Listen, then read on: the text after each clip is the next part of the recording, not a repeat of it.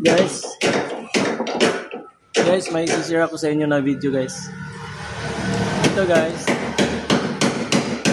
ito yung 2022 model Badja RE 2022 model. Tingnan nyo mga guys ha. Yung dito sa may bandang puno ng connecting rod, wala siyang butas. So meaning hindi makapasok ang oil doon. Dito sa bagong ikinabit ko ito, may butas siya dito. Yan o, kita niyo ito. So makapasok yung oil dyan. Kaya ito tatagal ito. Ito parang hindi na tumagal o 3 years lang sira na. Ito guys, may butas siya. Dito papasok ang oil. So hindi na siya mahirapan. Kahit malakas pa yung takbo nyo, okay na siya. Dagdag kalaman lang guys. Thanks for watching.